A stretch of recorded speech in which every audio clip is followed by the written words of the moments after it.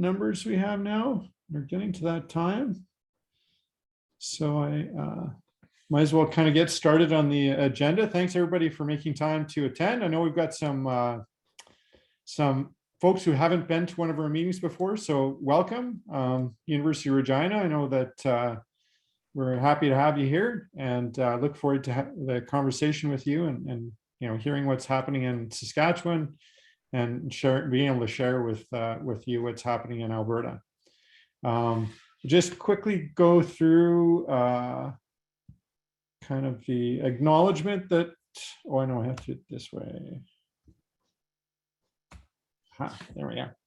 We'd like to respectfully acknowledge that I am presenting in Treaty 6, and institutions participating in this call reside in regions represented by Treaty 4, 6, 7, 8, and 10, and beyond.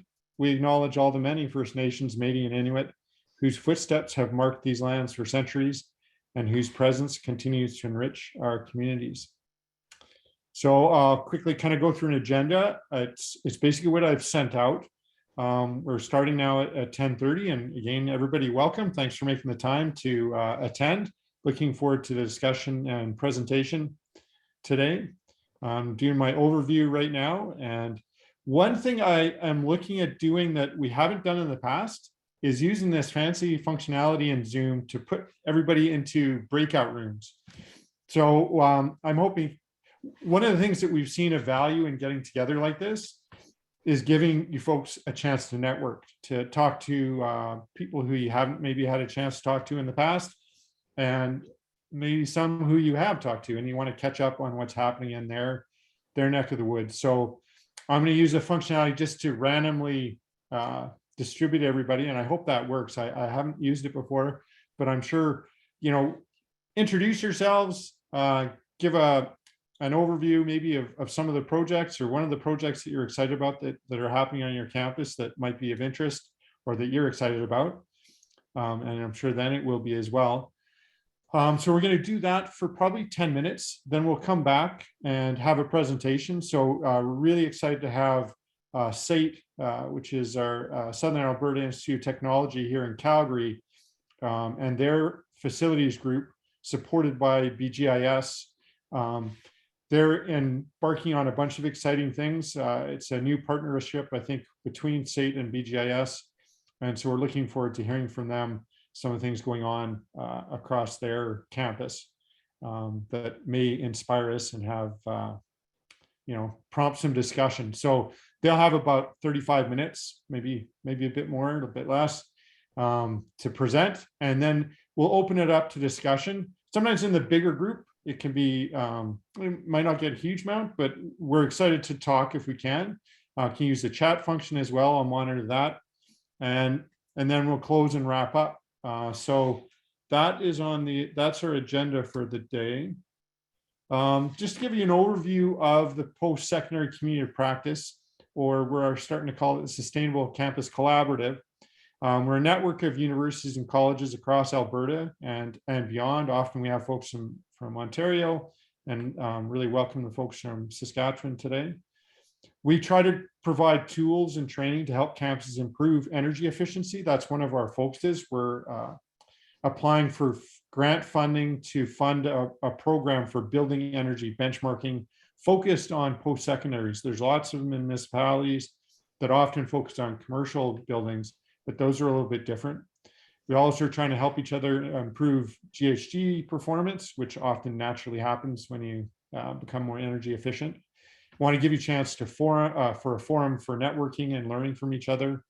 Again, accessing collective funding. So I want to talk about some funding opportunities that we have identified and some of our members have taken advantage of recently. And collective action. Got some plans for a webinar that will put us on that road as well. So whenever you need help, please feel free to reach out, and we can, help you make connections or make improvements. So some of the specific highlights, initiatives that we're working on right now. Again, I mentioned the building energy benchmarking. I'm working on a proposal that's been initially well received by EcoTrust here in Alberta. So hoping to see that progress relatively quickly. And what that will do is lower the cost of doing building energy benchmarking as a group. and hopefully deliver some, potentially deliver some really valuable information about how your buildings are performing relative to similar buildings across the network, or similar climate and all those things. The second thing that we've just agreed on really recently is a webinar. So Wednesday, March 2nd, Pembina Institute's Dr. Sarah Hastings-Simon, who's a really well-known figure, commentator, and brilliant, that will talk about greening campus energy consumption through the purchase of renewable energy PPAs, as well as options for collective purchasing of those kinds of offsets and investing in renewable projects. So there's a number of large projects going on across our campuses. And there may be opportunities for us to collectively invest in those to help those progress, as well as to then be able to green our campus energy consumption. And Pembina Institute, Dr. Hastings is an expert in that, and looking forward to her feedback and presentation. So as many people as I can, I'll send out I just finalized it, so we'll send out an invitation, and whoever is interested and available, those webinars should be quite interesting. The third thing I have there is Canada Infrastructure Bank. I've started some discussions. I know that SAIT, I think Red Deer, there's a few institutions who are already investing time in talking to Canada Infrastructure Bank about the public buildings retrofits initiative funding. So you need to be asking for a minimum of $50 million to access that funding. They don't do small projects. And what there is the potential of is to band together. There may be some campuses who want to access that really, really cheap and long-term funding. It's very low cost, and it has a very long term. So it's inexpensive to invest in collective, building energy benchmarking or other types of initiatives to reduce energy consumption. So anybody who might, yes. So I'm not sure exactly where, but talking about the Canada Infrastructure Bank, and then the next issue or kind of initiative I wanted to talk about was we had NMAX, which installed EV chargers on the Mount Royal and Bow Valley College campuses, and they did that, paid for 100% of that. And the last piece is that I wanted to mention that Enercan ZVIP EV charger funding through Green Economy Canada is going to come online in the next week, and that will pay for 50% of the cost of EV chargers on campuses for the next year. So that will be valuable potentially to campuses who are considering pursuing that kind of funding and putting in EV chargers. Then the next slide that we want to go through is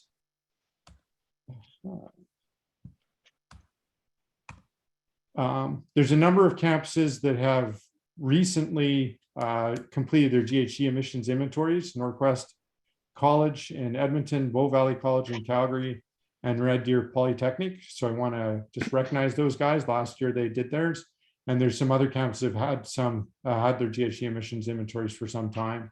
So we look forward to everybody joining that group.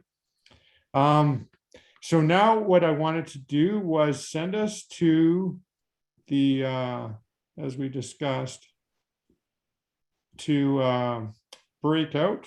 Hope you had some good conversations in your breakout rooms. We're all back now. I think now we're set up to present or enjoy the presentation from SAIT and BGIS.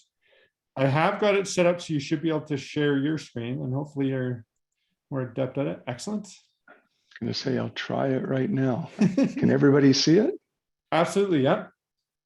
It's not full screen, but is it? Yeah, I can't. I'm not even going to try to go into presentation mode. I'm not sure presentation mode works properly in Zoom, to be honest. Okay. Can everybody? But everybody can see the presentation. Yep. It's readable then. So yes. So good morning, everybody. My name's Tony Bell. I'm the managing director with BGIS for post-secondary schools in Alberta. We're going to be talking about the journey that we've been taking with SAIT today. So anyway, SAIT is one of our post-secondary clients that we work with. So we have a very interesting relationship with SAIT, and we're going to talk a little bit about that as we move through the presentation here this morning. So for the sake of time, I'm going to just launch right into things here. This is just quickly the agenda, and we'll do a quick introduction here. So we'll introduce BGIS. We're actually going to shift the agenda here. We're going to talk about diversity and inclusion, and it's an important part of our sustainability efforts. Wade is tied up at the moment, so we're going to move that towards the end of our presentation here. We'll talk about energy and sustainability and what BGIS is doing for our clients. And that will lead into trends in sustainability and sustainability technologies. And then at the end here, we'll talk about SAIT and our relationship with SAIT and what we're doing to enable the sustainability practices at SAIT. So with that, let's just do a couple of some quick introductions here. Ian, I'll let you introduce yourself, and then Greg, and we'll move through here. So. Yeah, thanks, Tony. I'm Ian Watson. I'm the Senior Vice President for Client Services for Western Canada, and also look after our P3 infrastructure, so hospitals, data centers, jails, and hospitals that we manage. Greg? Perfect. Can you hear me okay? Yep. Yes. Excellent. Greg Woodhouse, Vice President, Professional Services. So Professional Services is a corporate support group really for BGIS. We've got a team of engineers and sustainability experts, energy and sustainability experts, asset management folks. And what we really do is we help support our clients by innovating, by helping map out and strategize how we're going to accomplish goals like carbon reduction, like energy savings. So Allison Rizzo is a key part of that team. Allison manages our corporate sustainability team. So I'll pass stuff to Allison. Hi, Allison Rizzo here, Sustainability Manager in the Professional Services team, as Greg mentioned. And yeah, we support many of our clients in their sustainability journeys, whether that be through net zero carbon roadmaps or LEED certifications, waste audits, etc. Anything in their sustainability journey, we assist our clients on. Dale. Yeah, and Dale Wanamaker with BGIS, currently Capital Planning Program Manager at SAIT, helping them put together their capital plan and their sustainability and energy management plan as well. Okay, and I don't believe Wade has joined us yet, but Wade Griffin is our Director of Indigenous Engagement. So as I mentioned, diversity is a big part of our sustainability plans as an organization. And Wade has a key role to play in that. And I'll let him introduce himself properly as we further into this conversation here. So just moving to the next slide here. Just to set everything up and to sort of introduce BGIS properly, I'm going to let Ian walk through this slide here. So. Yeah, we just thought we'd put a little bit about who BGIS is on this slide. I've been with BGIS for a little over 15 years, and it's been my experience that we're not well known in the industry, but we are a significant player in the industry. You can see on the right-hand side some of the clients that we represent. So a lot of the major financial institutions in Canada, like BMO and CIBC and TD Bank. We also represent most of the major telcos, Rogers, Bell, TELUS, many utilities like EPCOR, Hydro One as well, and some post-secondary RDP. We've got to update that logo. My apologies to you, Jason Boudry, and also SAIT. But we have about, we are a global company, but we've got about 25,000 buildings that we manage in Canada and about 5,000 team members. Our primary business is outsourced facility management and project management, but we also do quite a bit of real estate transactions, space planning, and the professional services team, our internal consulting engineers that supports our business. Maybe we can go on in the interest of time, Tony. Sure. So we're going to just go ahead. Sorry, Ian. I was going to say we'll jump through the Indigenous engagement piece to the end here. So the next piece here, we're going to talk about understanding our impact on the client. This is energy and sustainability, pardon me. So Allison and Greg are going to discuss this at this point. And just to set this up, BGIS is so much more than a facility manager managing facilities for clients. And Greg and Allison are a big part of the additional services that we provide, not only to our FM clients, but to others as well. So with that, Greg, I'm not sure who is talking first here. We're gonna go to Ali first. Ali, take us away. Yep. Great. Thanks, Tony and Greg. So just a little bit about BGIS and our sustainability program. So at BGIS, living sustainability is really one of our core values. We work to integrate sustainability really as a mindset throughout all aspects of our business, rather than sustainability as an initiative. And like I said, we've really worked to incorporate into all different aspects of our business, not just in the energy management portion, but also in facilities management, in procurement, and workplace solutions, all the other aspects. We as an organization are on a journey, an ESG journey, which many organizations are on now, not only focusing on the environmental aspects of corporate social responsibility, but also social and governance, and we're continuing to make strides in those areas. But our biggest impact area is what we can do for our clients, and what kind of programs and initiatives that we can drive for our clients, so that we can help support our clients' carbon reduction goals and environmental goals. And with that, we've been able to push forward many initiatives, such as small building controls programs, LED retrofits, HVAC upgrades, demand management programs, and saving our clients, millions of megawatt hours and tons of carbon on an annual basis. You can go ahead to the next slide. So we're just going to walk through a couple of trends, a couple of the kind of latest trends in sustainability, which I'm sure you're all very well aware of. But the first one is carbon reduction, and making big strides and big commitments in carbon reductions, and setting net zero targets, whether by 2050 or 2040, reducing half by 2030. All of those targets boil down to targets that many organizations are making at the moment. Organizations are kind of waking up and realizing that, we've set these wonderful targets, we have these great ambitions, but now we need to find a path to get there.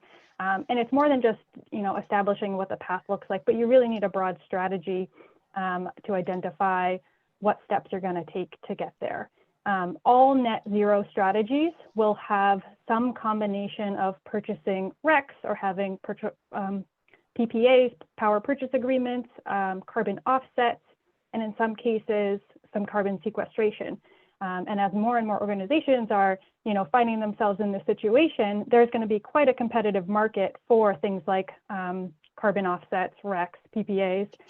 Prices are going to increase. It's going to be quite an interesting market as we look forward, and organizations start to strategize around, okay, how are we actually going to get here?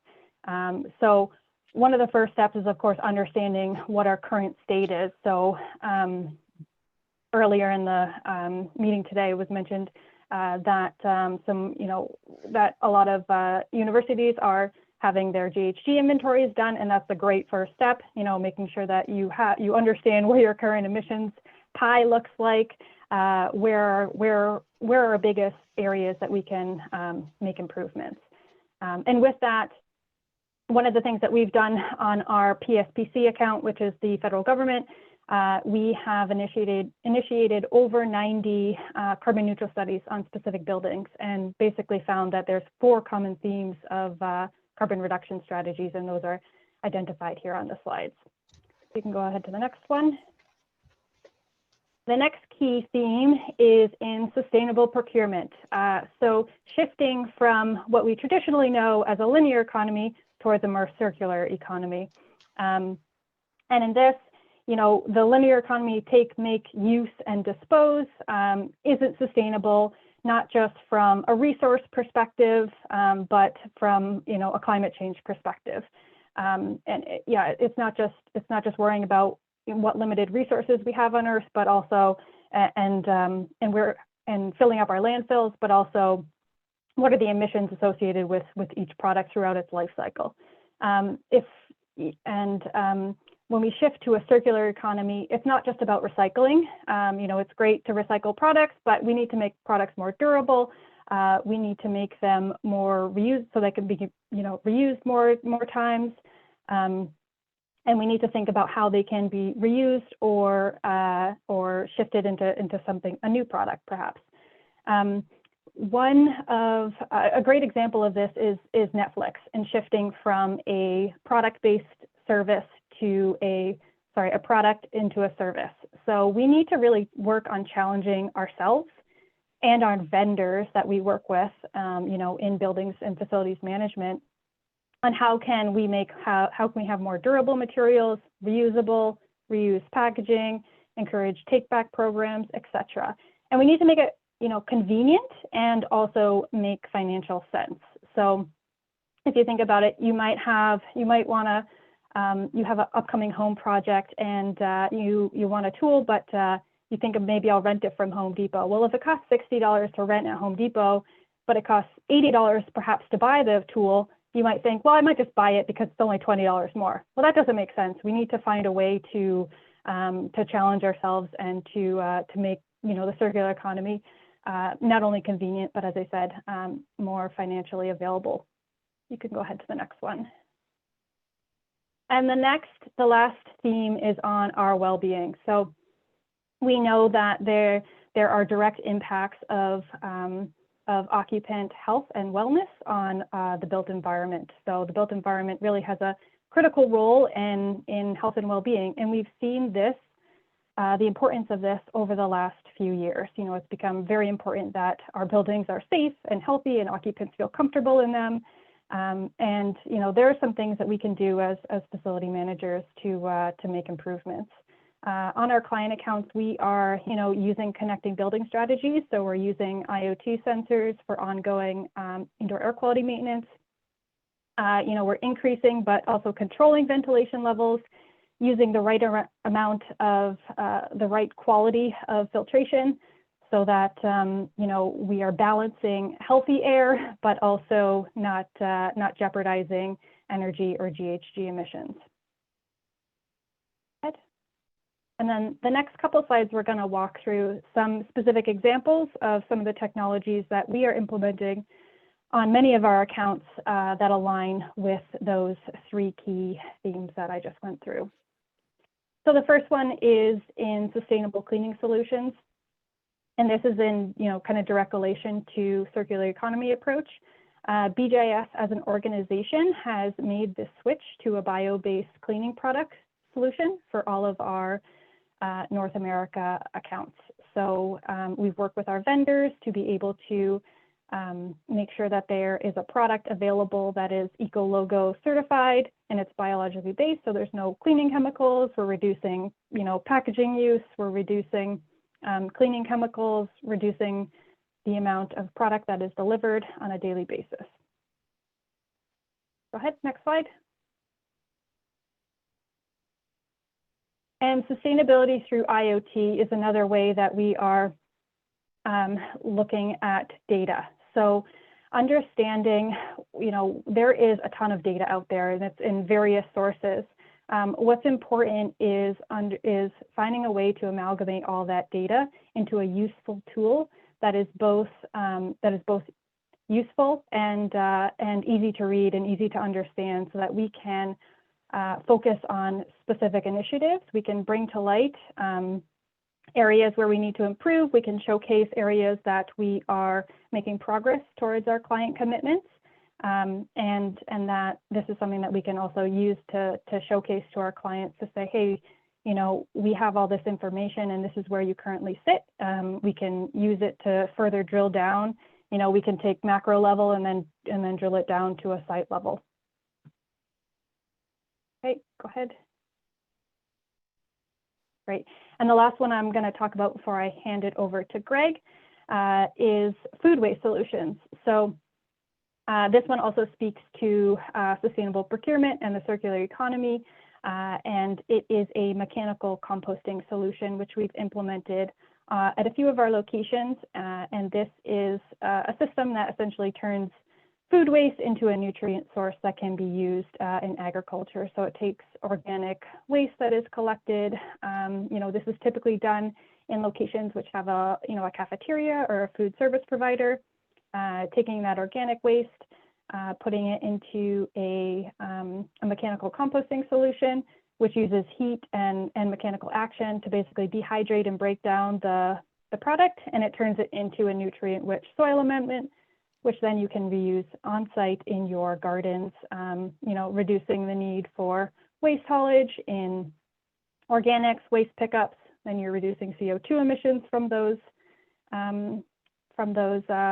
haulages, which is great. So a lot of benefits to solutions like these, and these are just some examples that we've deployed on many of our accounts. So I'm going to hand it over to Greg to talk through a couple more. Good. Thanks, Allison. What's interesting about what Allison just worked through is all of these things are being used by BGIS and clients somewhere in North America at this point. So these are not ideas we have, these are actually things that we're executing on. So Greg, with that, I'll let you take over. Perfect. That was a great point, Tony. Important to understand that, one of the things that we do, can you hear me okay? Yep, we can hear you. Perfect. Okay. One of the things that we try to do is we try to use our experience. We have a lot of buildings under management, a lot of portfolios under management, and we really do like to use our experience. So just continuing on to Ali's a great summary of some of the key things we've been working on, building optimization, kind of connecting facilities, connecting buildings. And I mentioned this in the breakout group, particularly important, I believe, and germane to the college and university campus setup, is leveraging connected buildings so that you have a single point of interface such that we can manage and control better. It really is important. We're doing that at BGIS with many of our clients. We bring client portfolios into our remote command center. We have about 1,500 or 1,600 buildings right now, aiming for about 2,200 by the end of this year. And it's really about gaining visibility, deriving insight using technology like fault detection, and then taking action, knowing where your problems are, identifying your outliers. There's a number of ways you can do this. There are a lot of different technologies available right now. Very important, though, that you be selective, not only about the type of product you use, but in the way in which you procure. And I'll give you a specific example there for a fault detection platform. If you strip that down to a product that is going to give you alerts, and you do not in any sort of tendering process or discussions with a vendor, if you don't talk a lot about the setup and make sure that these things are set up correctly, you will get a tool that will give you a lot of faults based on a standard setup of a building. We all know on this call, we're all from the facilities world. Buildings are not created equal. They are all different. So you have to be very calculated in how you procure services like that and technologies like that. Case study, so we do a lot of fault detection. We have relationships. But one thing that I want to highlight here is a specific technology that we've used, and there aren't that many vendors in this space, and that's the continuous commissioning autonomous optimization technology that is out there offered by the likes of Shift Energy is a good example. We've got a pilot with them. Brainbox is another example.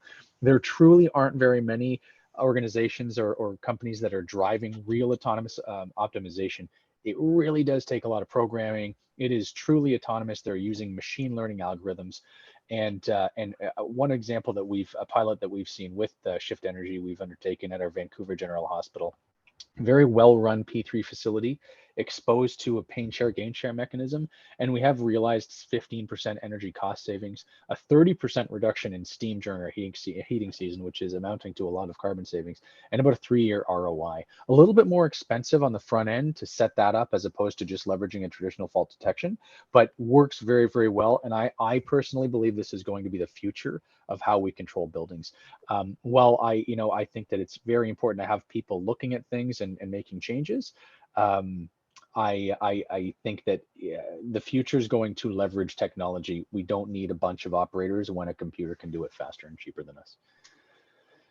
Okay, the last one that I'll cover here is, if we can go to the next slide, Tony, is the electrification of HVAC and vehicles. This is a big deal with our client base right now. And I know on universities and colleges, I know your campuses, you have a lot of people, a lot of parking, a lot of people coming to sites. So a slightly different take on this. We are often talking about fleets with our clients, but nonetheless, electrification of vehicles is a key component of the carbon reduction strategies of our clients, just absolutely key.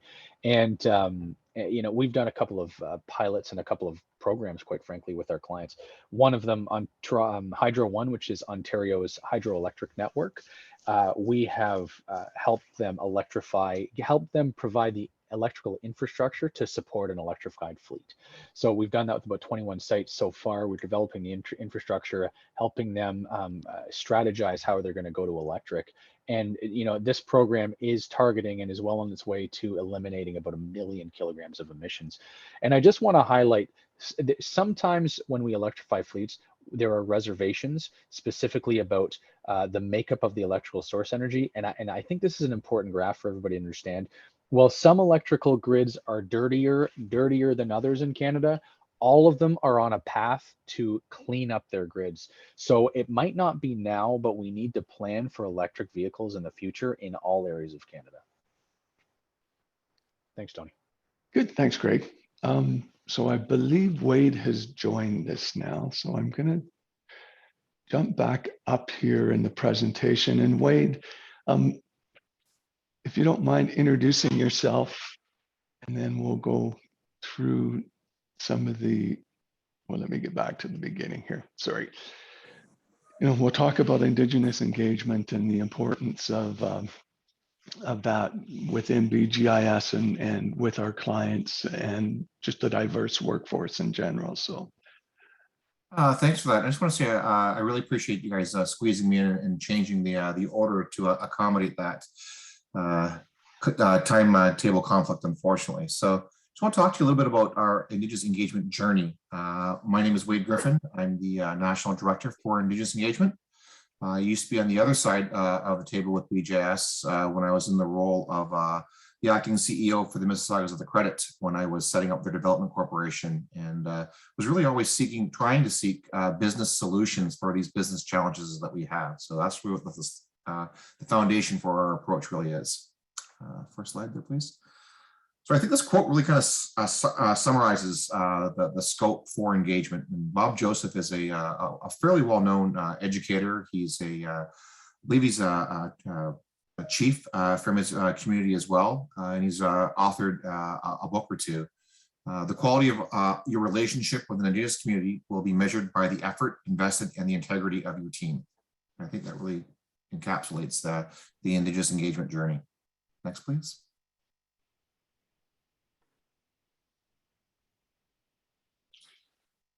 So to create a foundation for our Indigenous engagement journey, I decided that it would be an ideal time to create a response to the Truth and Reconciliation Call to Action number 92, Business and Reconciliation. There are a number of points that are described in this particular call to action. It's a good foundation for moving forward. So in doing so, we were tasked initially with creating an Indigenous playbook.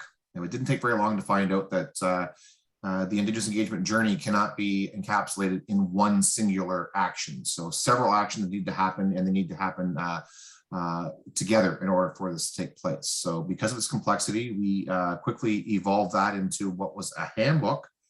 We wound up with 47 actions that can be undertaken. And then during the socialization process, I met with a number of Indigenous leaders and political leaders, and I was quickly reminded that handbooks and playbooks were not necessarily positive terms in the Indigenous community. So we branded our endeavor here 2 paths, which is Tewate and Mohawk, and it literally translates to 2 roads or 2 paths. Next slide, please. So to support this journey that we're undertaking, there are 5 pillars that really drive this.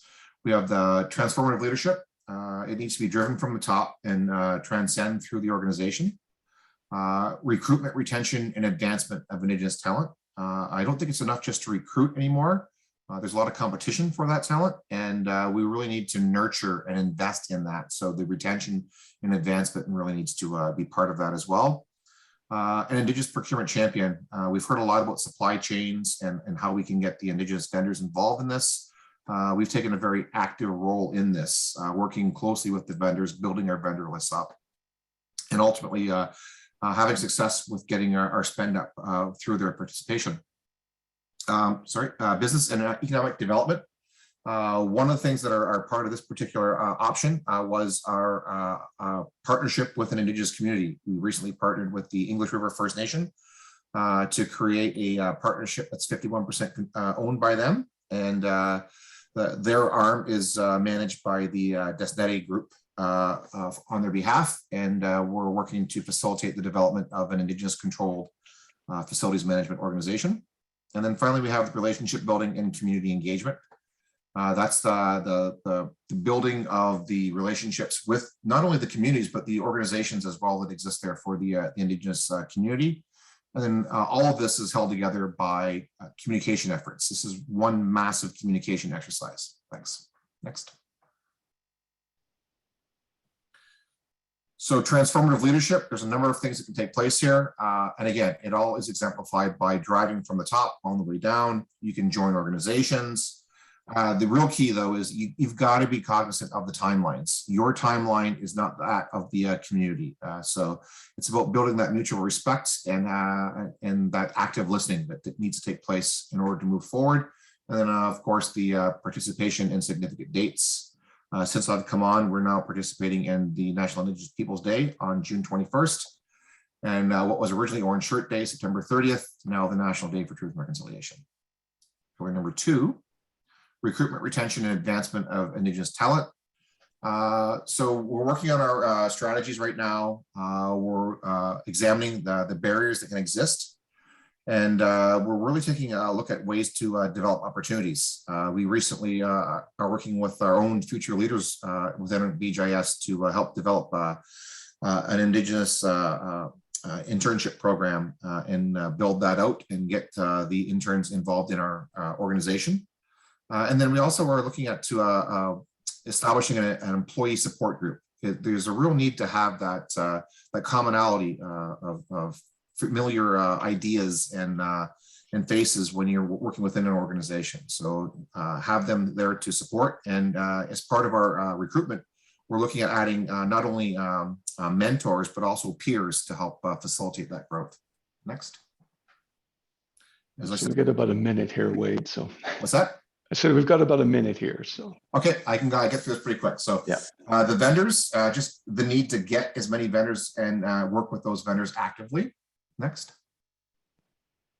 Economic development, we covered that with regard to that partnership and other opportunities that may exist, but it's really nurturing the entrepreneurship within the communities. And relationship building, early, often, and then just making sure that you're working towards reciprocal relationships in order for these to be meaningful, not transactional. And that was it. Good, thank you. And I just want to thank you very much. Say, Wade, the importance of building relationships, I think, can't be understated as we work towards a diverse workforce and the benefits that will come from that. So, absolutely, thanks.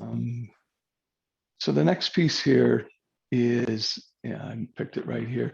So the next piece is, we've talked a lot about BGIS and the tools that we can bring to the SAIT toolkit. So now we're going to shift gears a little bit here, talk about what we're doing with SAIT and some of the tools that we're using from the BGIS toolkit here. So with that, I'm going to let Dale take over here and just walk through, well, actually the first slide. Oh, let me find the right slide here.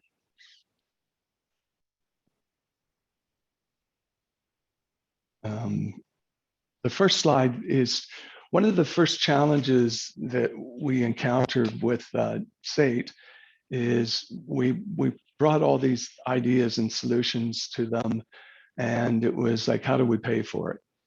So the challenge became figuring out a method in which we could figure out how to fund a lot of the activities. So we developed what we called the reinvestment strategy, and that's where we would look to optimize FM operations and look to do asset management and other things, energy management, and then take the savings that we were finding through those programs and then reinvest it into the tools and the solutions that we need to develop in order to drive the GHG of net zero, or near zero as SAIT refers to it. So this slide here is really intended to show the approach that we took to drive that and some of the things that we've been putting in place. So just to finish this quickly, so far in the last 2.5 years, we found about $2.6 million in savings through operational improvements and managing our assets differently. And then we've been able to leverage that to drive additional reinvestment through changing how we do things on campus, but also to hire Dale, who's going to speak next, and an energy manager, and to put an asset management program in place, and to support SAIT with their CMR funding and those types of things, right? So that it's becoming a circular activity to generate these improvements and leverage them to find operational and other savings, and then reinvest it back into the business. So with that, Dale, I will let you walk through the journey we've been taking with SAIT. Yeah, so Donald, I know we got about an hour left. No, just kidding. Everyone that knows me, I could probably talk for a couple hours on what we're doing at SAIT and what we've started. It was cool to hear UBC last quarter, talk about their 10 or 15-year journey. Just to let you know, we started this journey about a year ago. SAIT, for people that don't know, about 21 buildings, almost 5 million square feet. And they range from about a 5-year-old building to Heritage Hall, which is just turning 100 years old this year. LEED Gold to Heritage Building, quite the diverse. Jason, Amy, and Aaron heard me talk about what kind of systems we have in place. We do have a central plant that is about 55 years old, that provides high pressure steam and chilled water via about a 12-kilometer underground tunnel network. Yeah, we did do our GHG inventory over the last, you can see sort of the graph in there. That's about 80,000 tons of CO2 per year, including waste. And it's been relatively flat even for the last 5 years. What do we want to do, or what should we be doing? Obviously, everyone's talking about net zero. I kind of like carbon positive. What should we be doing, or what will we be doing, or what will you see in the next 10, 15 years? Well, likely a new central plant, certainly solar, biomass, and we're talking about water and wastewater usage reduction in some fashion. And Jason, Amy, and Aaron and I talked about it as well, those continuously flushing urinals, which is just, I shake my head. Anyways, next slide, Tony. Yeah, so what did we do in 2021? We did capital planning. We did building condition assessments for all the buildings across campus because there really wasn't a very good capital plan put together. A sort of backup napkin, we should spend money here, we should spend money there. What have we done in 2021?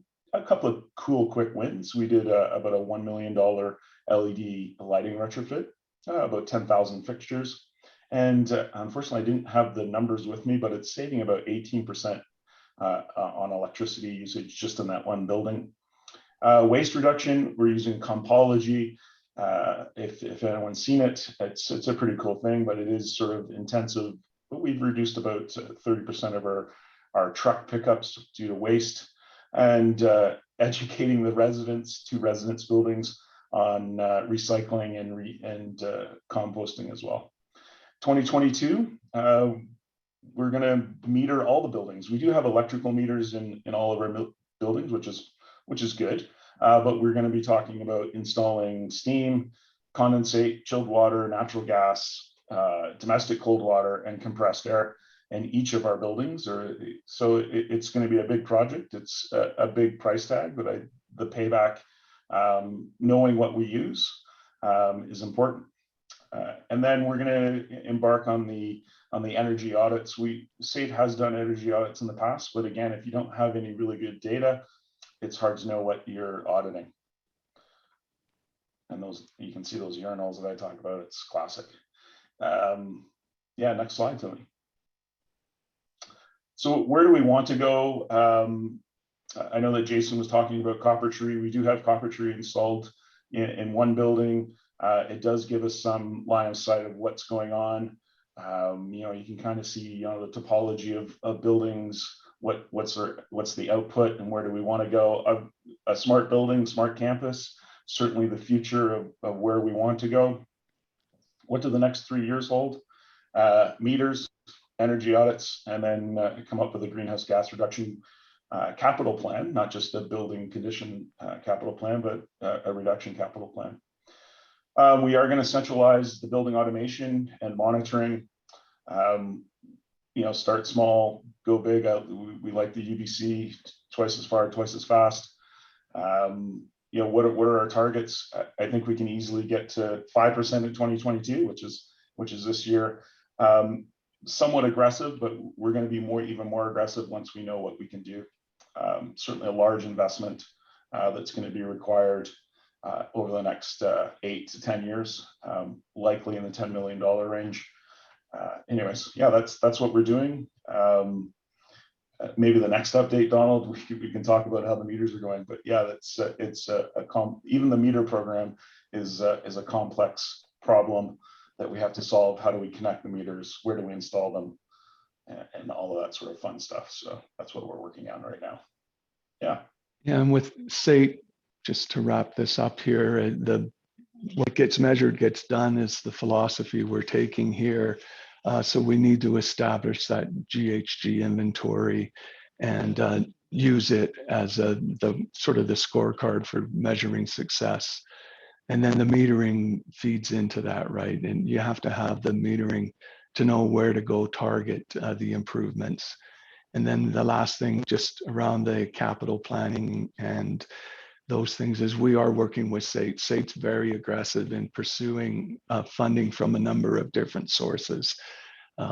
So they're looking at funding from everywhere, from government of Canada to grants to all sorts of things, right? So we're supporting that information gathering and planning. So yeah, one more shout out to UBC. One thing we've been lobbying SAIT is to get access to utility savings to fund future energy and sustainability initiatives, and I think that's a key point that from the UBC presentation last week, but it's something that we're working on with SAIT as well.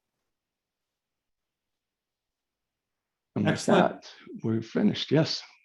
Open to any questions or comments. So thanks so much for that fantastic presentation. Particularly the information about SAIT. It is such an iconic campus in Alberta with the old buildings. My father went to that building, 50 years ago to become an electrician. So it's really stood the test of time. So yeah, thanks for that. I want to throw it open to the group, or do you have any specific questions that you'd like to ask? And again, you can put those in the chat as well, and we'll try to monitor that. From my perspective, yeah, the work that you're doing, particularly on metering, it's been a real important issue to the group to start to grapple with that. And it's been hard to fund. And I'm wondering if you have any particular insights or had, access to some kind of funding that helped you kind of do that work. It's not inexpensive and it should pay for itself, but it's not always easy to take the time to do that. I was going to say, Dale, you're probably best suited to answer this one. So yeah, I think Donald and everyone, certainly SAIT is on board with metering, because we, again, just showing the benefits of having electrical meters on each building. and just finding the money. There's different ways to cut up the pie. You know, there is some government funding that we've tapped into, and that's what we're doing. It was about a $1.5 million project. Currently trying to figure out how we can spend less to do more, but we'll probably be looking at that in the next couple of days. I can certainly update everyone. But yeah, it's a big project, and if you can imagine, you know, trying to measure 6 different energy sources and figuring out where to install it, as you can well imagine, each of those buildings has, you know, 6 to 10 different utilities coming into it, you know, coming in and going out. So yeah, it's not easy, but we're going to get it done for sure. There's a big push on it. Yeah, the funding to date has come through Alberta Infrastructure and the CMR program. So Excellent. No, that makes sense. I also want to pick up on the idea of getting our utilities, and in Alberta, our utility structure is different. So it has been more challenging than in places like BC and Ontario, you know, even Quebec, where it is so centralized with basically a crown corporation. But what I would think is collectively, if we're able to kind of be part of that lobbying effort that the SAIT maybe is spearheading, and we can get some other institutions and our organization maybe behind that a little bit as well. So let us know if there may be ways that we can contribute or help with that, because the capacity for utilities to support us in energy efficiency can be, and sometimes it doesn't have to be huge amounts of money, but it can be really critical, can have kind of catalyze things you want to do anyways, and just make it really, easier to do. Any other questions from anybody? Have I seen anything in the chat? No. There's a question from Robert. I'd like to find out more about the compology. I don't even know what compology means. Sorry. It's a cool little. Actually, Robert, if you want to, probably be easier to meet offline or separately. I can show you the app, and it's essentially looking at a video, a live stream of your waste bin, and going, and the waste management company does it too. And like, oh, we don't need to pick it up today. So instead of picking it up like Monday, Wednesday, Friday, maybe they pick it up Wednesday and Monday.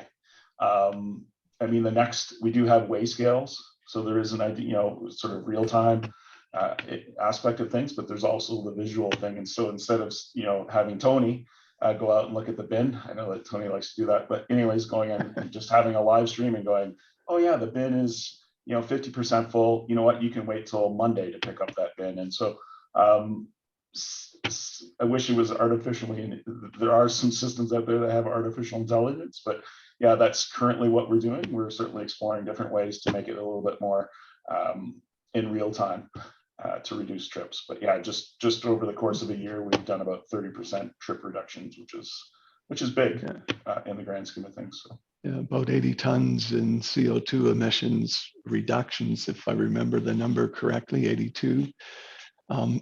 It's not sophisticated, but it is effective. And it's not that expensive. It's a nice return on investment too. So. And so do you have to set up your agreement with the your hauler so that they will respond? And so that'd be the key, is when you negotiate, you make that part of it. And if we all start doing that, I mean, you know, 80 tons at one institution, and then we have 150 institutions that, you know, take advantage of that, it has a big impact. So yeah, that totals up. It is like literally by putting cameras on waste bins, you know, we saved 80 tons in GHG emissions last year. Yeah, right? and how we sold it, Donald and everyone, is that because obviously trucking is how many trips. If they can reduce the number of trips, they can reduce their costs. I think, you know, talking about making them more efficient is how we sold it to them, right? Like, well, you're going to be more efficient because you're not picking up a 25% full bin when you can, you know, wait until it's full-ish. You know, so that's another way to sell it. That's how we do it. Excellent. Yeah, and it sounds like there's a few other institutions that have that in place as well, Mount Royal, Norquest. So it's great to see we're all kind of jumping on that. Yeah, any other questions? Anybody want to talk about? Kind of right on time here. Oh, go ahead, Aaron. Follow up with this apologies. This is new to me. The folks that have it, are you able to share what the cost was? I can get that for you, Aaron, for sure. Yeah, and we can share it with everybody. So yeah, if you can get that to me, and quite frankly, then we can calibrate. You know, that's valuable information for all of us to have, so that we can go and negotiate well. Yeah, there's another, what we're looking at is beta testing. I know that one of our clients, the government has, the federal government has done some testing on an AI where you have a camera and you can tell the person where to put your Tim Hortons coffee cup and your lid and your garbage, and it tells you where to go, or where to put it, because, you know, students, they just like to, anyways, I was a student once. Anyways, we're going to beta test that in a couple of our buildings too, just to see how it works. But I'll let you, I think Greg and Ian might know, but I can't remember the name. It slips my mind, but yeah, it's pretty cool technology. One of the things we've been working with SAIT is creating this culture, I'll put it this way, of creating a living lab where we actually try some of these things. And, you know, today I was approached by one of my colleagues, would SAIT be interested in using a different type of filter in our mechanical systems? To be honest, I don't know what the filter is or what it is, but SAIT's open and receptive to those conversations. So we learn and explore, and some of these things are no cost, some of these things are a small cost, but you know, it just takes one or two of these things, and there's a significant improvement and a reduction in greenhouse gases as we drive those numbers down, right? So all our post-secondaries are interested in engaging their students in different ways.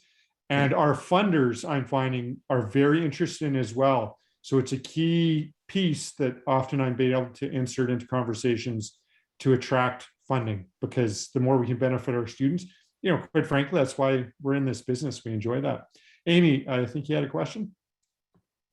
Yeah, I guess this question is for Wade, and my apologies if I missed this, but I guess I'm wondering, what the Indigenous engagement, is that done sort of on a project by project basis? So if an institution was thinking about implementing a major project, there's a step for Indigenous engagement, or is it more kind of broad to come up with this Indigenous engagement strategy?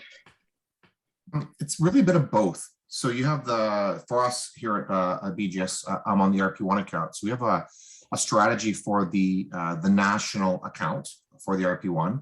And then we tweak to meet the needs of the different regions.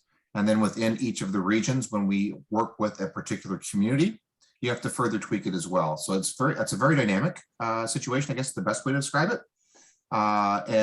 Just because you've had one successful relationship or unsuccessful relationship with a Indigenous community doesn't mean the next one's going to be the same. So always treat each one as its own distinct project. Yeah, I think it's just an interesting conversation to have, because I think when it comes to engagement, when we think about sort of external engagement at an institution level, that often comes from departments outside of facilities, right? So it then requires institutions to collaborate internally in really intentional ways. And I think that's actually the harder part in some places, is having those internal conversations about who is leading this engagement and to what end and what timeline. No, you're right. And that's why internally we have a national Indigenous engagement committee. And then we have the regional, we call them Indigenous steering committees, to be able to be a little bit more fluid at the regional aspect. Okay, thanks for speaking to that. Excellent. We're getting close to time, but we still have time for another question or comment if anybody would like to talk. We're right on schedule, which is good. Yeah, so anyone, if you do have any questions that come up afterwards, you'd like to learn more about something, please reach out to me and because if you have that question, I'm sure everybody else will have.